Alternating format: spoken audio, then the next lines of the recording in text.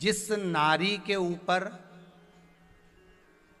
पितरों की छाया होती है, घर के बुजुर्गों की, घर के पूर्वजों की छाया होती है, ध्यान देना, वही व्रत श्रेष्ठता से कर पाती है। व्रत की श्रेष्ठता उसमें अपने आप आ जाती है।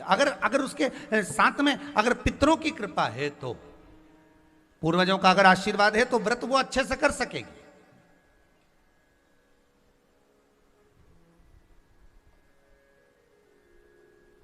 और सहज भाषा में समझ लीजिए, बहुत अच्छे से समझना इस बात को, कि मान लो, एक सरल भाषा में आप और अच्छे से समझिए उसको, बहुत अच्छे से,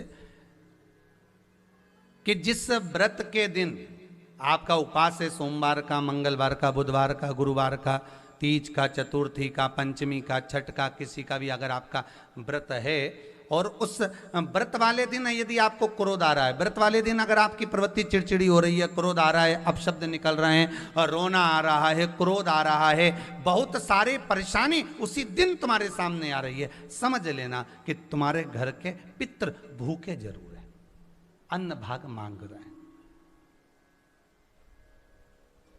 एक बात पहले भी कही थी, शायद आपको ध्यान में होगा, रात्रि को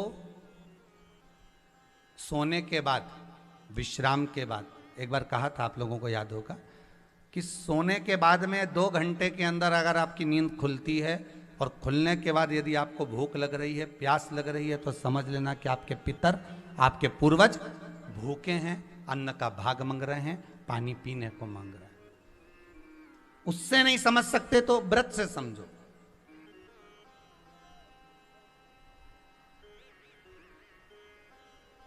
व्रत से समझ लो।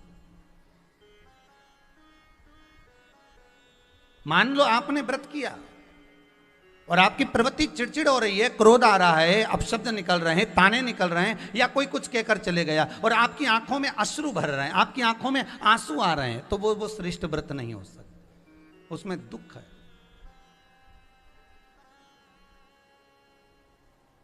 पुष्प ताजा है तो आप भगवान को दोगे, सही है कि गलत है? केला अच्छा है तो भगवान को दोगे, वो काला पड़ गया तो तुम भगवान को दोगे क्या? अंदर से गल चुका है तो भगवान को दोगे क्या? नहीं, आप भगवान को दोगे। कोई फल ताजा है तो आप भगवान को दे दोगे, कोई पुष्प ताजा है, अच्छा है, तो आप भगवान को दोगे। अगर पुष्प मुरझा गया तो भगवान को दोगे क्या? पुष्प बेकार हो गया तो भगवान को दोगे क्या? नहीं। उसी तरह व्रत होता है, उसी तरह हमारा व्रत है। जिस व्रत में हमको क्रोध आ रहा है, जिस व्रत में हम चिड़चिड़े हो रहे हैं, जिस व्रत में हम अपशब्द कर रहे हैं, जिस व्रत में हमको रोना आ रहा है, जिस व्रत में हम किसी की बात का ठेस हमको पहुंच रहा है और हम क्रोधित हो गए, हम रो दिए, हम चिड़चिड़ हो गए, समझ लेना वो फूल मुरझा चुका है, वो व्रत तुम्हारा बेकार हो चुका है, उसको भगवान स्वीकार नहीं करेगा। और जिस व्रत में आपके चेहरे पर प्रसन्नता, हम इस व्यासपीठ से कहना चाहेंगे कि जितने भी यजमान यहाँ कथा करवाने आते हैं, जितने भी यजमान यहाँ पहुँचते हैं या ऑनलाइन वहीं से बैठकर पूजन कर कर कथा करवाते हैं, हम उनको भी कहते हैं कि 7 दिन की आपकी शिव महापुराण की कथा है, 5 दिन की आपकी शिव महापुराण की कथा है, 9 दिन की आपकी शिव महापुराण की कथा है। शंकर की कथा, चाहे भागवत कथा हो, चाहे रामायण कथा हो, रामचरितमानस हो, चाहे गीता हो, जिस पुराण को आप बचवा रहे हो, जिस पुराण को आप करवा रहे हो, जो करवाने वाला होता है उसके चेहरे पर स्माइल होना चाहिए, प्रसन्नता होना चाहिए। क्यों?